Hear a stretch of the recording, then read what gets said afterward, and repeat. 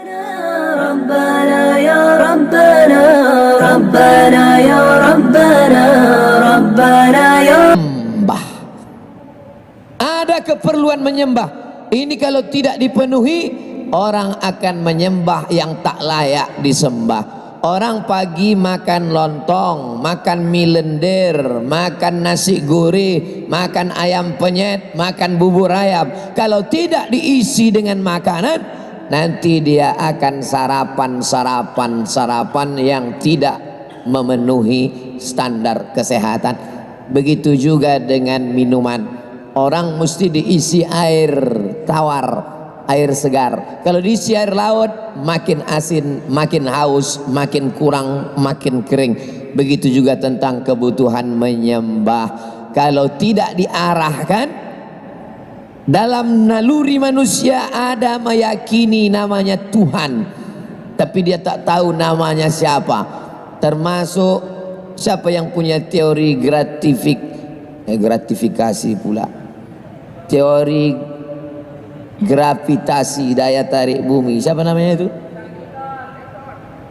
Mereka pun meyakini adanya Tuhan, tapi dia tak percaya pada agama. Orang-orang liberal sekuler itu dalam lubuk hatinya yang paling dalam, kalau dia sedang sakit, kalau dia sedang susah, kalau dia sedang depresi, dia meyakini ada Tuhan yang maha besar.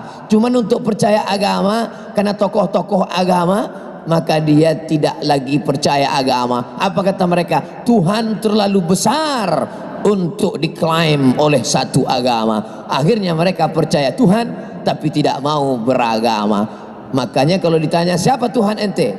X. Tuhannya X. Kan parah kali kalau kita berdoa sama Tuhan, oh X. Datanglah Muhammad sallallahu alaihi wasallam, sayyidina wa maulana wa syafi'ina, diajarkannya nama Allah itu siapa? Walillahil asmaul husna. Allah punya nama yang baik-baik. Ya Rahman, Ya Rahim, Ya Malik, Ya Qudus, Ya Salam, Ya Mu'min, Ya Muhaimin, Ya Aziz. Maka kalau berdoa panggil dia, Ya Allah, Ya Rahman, Ya Rahim, Ya Malik, Ya Qudus. Ketika hati terasa sempit, panggil dia. Cara menyembahnya bagaimana? Cara menyembahnya pun diajarkan Nabi Muhammad sallallahu alaihi. Jangan nanti siang panas terik keluar, tatap mata ke langit, oh Tuhan. Atau pergi ke tengah laut, oh Tuhan. Man ahdasa, siapa yang membuat-buat cara menyembah Allah, malaisa alaihi amruna, yang tidak pernah diajarkan Nabi Muhammad SAW, fahuwa raddun, maka amal itu mardud. Kalau diterima makbul, kalau ditolak mardud. Cara menyembah Allah Nabi Muhammad yang mengajarkan. Angkat kedua tangan ke arah kiblat, katakan Allahu Akbar. Allahu Akbar kabira walhamdulillahi katsira wa subhanallahi bukratan wa asila. Tapi tak semua baca Allahu Akbar kabira. Ada juga kawan kita di sebelah, Allahumma ba'id baini wa baina khotoyaya kama ba'adta bainal masyriqi wal maghrib. Jangan kelahi antara Allahumma ba'id dengan Allahu Akbar kabira. Yang sebelah sini baca Allahu Akbar kabira, yang sebelah sini baca Allahumma ba'id. Yang tengah ini belum hafal, preman baru taubat kemarin sore. Salatnya sah. Yang tak baca doa iftitah sah, karena yang penting rukunnya Al-Fatihah. Allahu Akbar. Bismillahirrahmanirrahim. Alhamdulillahi rabbil alamin. Ar-Rahmanirrahim. Maliki yaumiddin.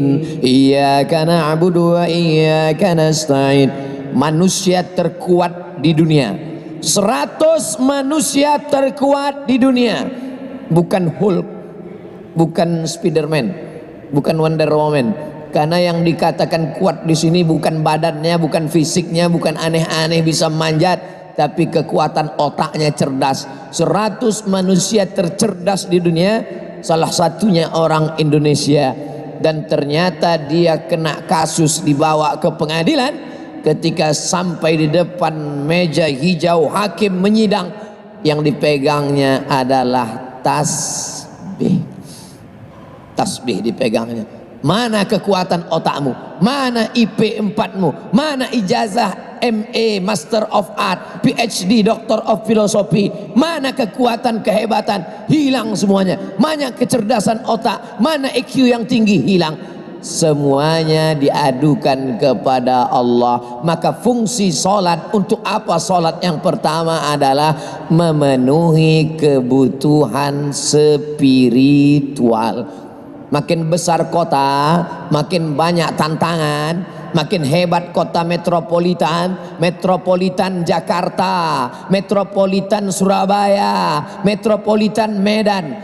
Kota terbesar nomor 1 di Indonesia Jakarta, nomor 2 Surabaya, nomor 3 Medan Sumatera Utara. Makin besar kota, makin banyak masalah, makin hebat tantangan, orang makin kehilangan ketenangan. Makanya orang-orang kota itu mencari ketenangan. Di mana dia cari ketenangan? Masuk ke diskotik, masuk ke night club, masuk macam-macam. Masuk ke diskotik tak juga tenang. Masuk ke night club tak juga tenang. Masuk karaoke tak juga tenang. Masuk lagu dangdut makin stres. Lagu metal makin suntuk. Makan pil anjing gila baru agak tenang sedikit. Sabu-sabu, narkoba, khamar, semuanya mencari ketenangan. Orang tak bisa tidur kena sakit. Orang tak bisa tidur itu sakit apa namanya? Insomnia. Tak bisa tidur. Jam 2 malam pun matanya berkedip-kedip. Kenapa? Terlalu banyak masalah dalam kepalanya. Tapi orang yang sholat hatinya tenang. Ustadz sedang ceramah pun tidur. Saking kan tenangnya.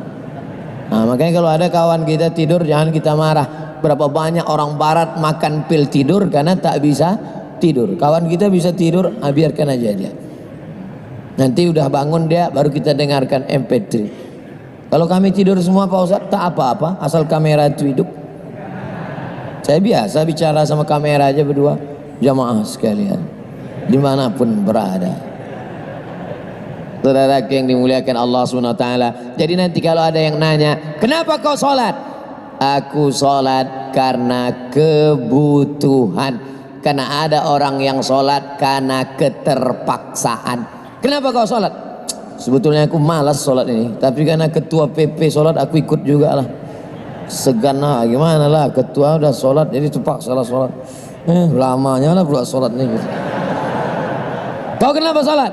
Aku sebetulnya malas sholat nih Pak Ustaz, tapi karena ketua KNPI udah sholat. Ini nampaknya sekarang ini udah banyak yang jadi Taliban nih Ustaz. Ketua KNPI Taliban, ketua PP Taliban.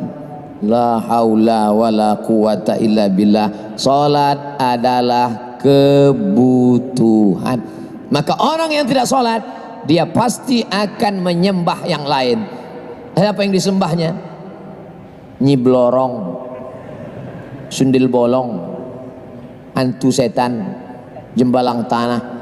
Itu kawan saya tak sholat, kemana-mana pede aja dia, tenang aja dia. Rupanya di dompet kecilnya ada kris. Nyembah siapa dia? Iyyaka na'budu wa dukun nasta'in. Berkawan sama dukun. Kata dukunnya, kalau ente mau tenang, supaya engkau merasa pede, supaya kau merasa kuat, ini ku kasih kau kris kecil, masukkan dompet. Ustaz kau tahu, tiba-tiba dia masuk rumah sakit telungkup, tak bisa telentang. Rupanya salah pasang, terduduk keris itu.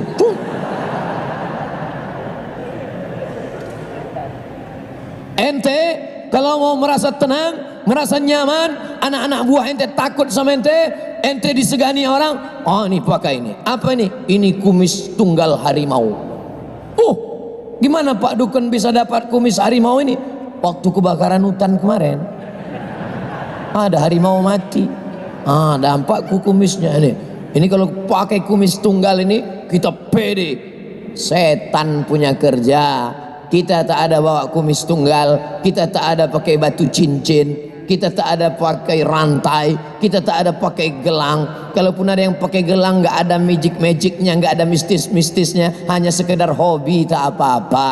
Masalah batu cincin, saya pun pakai batu, tapi tak ada meyakini sesuatu apa-apa. Ustadz karena sering ceramah-ceramah di depan tentara, di depan polisi, depan pejabat, Ustadz mesti pakai batu warna merah supaya aura merah Ustadz bangkit, nanti Ustadz berani. Kalau Ustadz pakai cincin warna merah, wajah Ustadz akan merah, biji mata Ustadz pun merah. Kalau masalah biji mata merah, ikan busuk pun merah. Lalu Ustadz berani ceramah di depan PP, di depan KNPI, di depan tentara, di depan polisi. Kekuatan Ustadz itu di mana? La haula wala quwata illa billah. Dalam sholat tadi sebelum menghadap Bapak Ibu di sini, saya sholat dulu di dalam. Allahu Akbar. Selesai sholat, ya Allah, aku akan menghadapi tentara, akan menghadapi polisi, kalau ansip tak apalah aku sebut, ya Allah, akan menghadapi PP, akan menghadapi KNPI. Mereka itu hamba-hamba Engkau, ya Allah. Hati mereka dalam genggaman-Mu, ya Allah. Maka kuatkan aku, ya Allah. La haula wala quwata illa billah. Bismillah tawakkaltu ala Allah wa atasamtu billah. Naik ke atas, bismillah. Adapun yang aksesoris ini tambahan aja. Sebetulnya PD-nya udah ada, cuman dengan pakai jaket KNPI ini bertambah PD gitu. Takbir. Jaket PP Pak Ustadz udah, kartu PP saya 2 biji, 1 dari Riau, 1 dari Medan, Sumatera Utara. Saudaraku yang dimuliakan Allah Subhanahu wa taala. Jadi nanti adik-adik, anak-anak muda, jangan ikut sama dukun, jangan ikut sama penasehat spiritual, jangan ikut sama kekuatan apapun. Yang pertama adalah membangkitkan kekuatan diri itu dengan sholat, bukan somat, dengan sholat. Yang kedua, ada orang Indonesia sekamar sama bule. Tahu bule? Bule itu perempuan, kalau laki-laki Pak Le. Sekamar sama bule laki-laki, kerja di pengoboran minyak di salah satu tempat di Riau. Karena Riau ini kaya dengan minyak, dibor ke bawah dapat minyak. Sekamar dia sama bule tadi. Bule tadi memperhatikan kawan sekamar dia, orang Indonesia ini, pagi, petang, siang, sore, malam. Lama-lama dia ambil kesimpulan, oh my friend, ku tengok kau dari malam sudah kita lama sekamar, ku perhatikan ente setiap pergantian waktu ente tegak ruku sujud, tegak ruku sujud. Setiap pergantian waktu. Pertama, ketika terbit fajar, mulai nampak pergantian waktu, terang di atas, ente sholat. Lalu kemudian ketika tergelincir matahari, bergeser matahari, engkau tegak lagi. Lalu kemudian ketika tenggelam matahari, engkau tegak lagi. Lalu kemudian ketika nampak merah di barat, engkau tegak lagi. Lalu kemudian ketika malam sempurna, 5 kali ente saya perhatikan. Rupanya orang Islam sendiri pun tak memperhatikan waktu sholatnya, justru orang luar Islam yang memperhatikan. Rupanya kita ini setiap bergeser waktu dalam 24 jam kita menyembah Allah, mengagungkan Allah, mensyukuri nikmat Allah. Terbit fajar tadi, Allahu Akbar, salat subuh. Nanti tergelincir matahari, Allahu Akbar, salat zuhur. Nanti tenggelam matahari petang, sebelum tenggelam sempurnanya asar, Allahu Akbar. Habis itu nampak merah di ufuk barat, sempurna, Allahu Akbar. Habis itu puncaknya adalah solat isya, tapi ditambah lagi 2 waktu sunat, solat duha dan solat tahajud. Maka ada 7, 5 yang wajib, 2 yang sunat. Kalau ini kita laksanakan, ibarat perjalanan di stasiun-stasiun ini, kita sudah menyembah, mengagungkan, memuliakan, mensucikan, mengkonektingkan hati kita dengan Allah Subhanahu wa ta'ala. Tapi rupanya yang memperhatikan bukan kita, yang memperhatikan justru bule orang barat, karena kita hanya sudah menjadi rutinitas setiap hari. Subuh, zuhur, asar, maghrib, isya. Subuh, zuhur, asar, maghrib, isya. Tidak boleh waktu bergeser, tidak boleh waktu berubah, kosong dari Allahu Akbar. Kita sudah laksanakan alhamdulillah subuh, dan bangga kita subuh ini hadir pula pejuang subuh, biker subuhan. Nanti zuhur tak datang. Ente kenapa zuhur tak datang? Ustaz, kan ada terus ini subuh. Sedangkan subuhnya saja datang, waktu yang paling berat subuh, melawan kantuk, melawan selimut, melawan tidur. Sedang subuh aja datang, apalagi zuhur. Begitu cara berpikirnya. Itulah mengapa yang ditulis di situ biker subuhan, karena subuh yang paling berat. Kalau mau menengok orang munafik, tengok sholat subuhnya. Kalau ada orang tak sholat subuh, munafik itu. Tapi tentu jangan mentang-mentang udah sholat balik dari sini jumpa kawan, munafik. Tak boleh kita keras, tak boleh kita radikal. Nanti kalau jumpa sama dia lembut, munafik. Kalau mau selamat dari munafik, maka sholat subuh. Alhamdulillah Ustaz Somad, kata mak-mak. Terima kasih Ustaz Somad, kata ibu-ibu. Sejak anak saya ikut pengajian Ustaz Somad, sekarang udah rajin sholat subuh dah. Dulu sholatnya ketinggalan, sekarang sholat subuhnya mantap. Bahkan tidak hanya sholat subuh Ustaz Somad, anak saya itu sekarang udah sholat duha. Kemarin saya intip di kamarnya, saya tengok dia sholat duha, cuman agak lain, pakai kunut Ustaz. Itu adalah sholat subuh kesiangan. Usolli fardhu subhi rak'ataini tulid lillahi ta'ala. Tulid, telat, terlambat. Saudara yang dimuliakan Allah Subhanahu wa taala, yang pertama, salat adalah kebutuhan spiritual. Kalau kebutuhan makan, masukkan sarapan. Kalau siang, lunch. Kalau malam, dinner. Kalau makanan ringan, snack, ular goreng. Tapi kalau kebutuhan leher, teh tarik, kopi susu, minuman bersoda, tapi ada kebutuhan spiritual, itulah di hati. Andai kita tidak sholat, stres, depresi, tetap ada yang menawarkan. Anda stres, datanglah ke tempat kami. Kalian akan diajarkan bagaimana menenangkan hati. Pejamkan mata, tarik nafas, tarik, tarik, tarik, tahan. Keluar dari bawah tuh. Jangan membuat yang tidak diajarkan Nabi Muhammad sallallahu alaihi wasallam. Salat adalah kebutuhan. Hari ini yang tidak setuju dengan cakap saya, silakan saja. Umur kau nanti panjang, dalam kehidupan kau menghadapi macam-macam. Di saat nanti terjadi benturan, di saat nanti terjadi stres, depresi, pergi ke dokter psikolog. Pak dokter, saya sedang stres, masalah saya banyak, masalah perusahaan, masalah kantor. Di kantor ditekan atasan, pas mau pulang kena tilang, sampai di rumah ditekan bini. Anak-anak saya macam tuyul.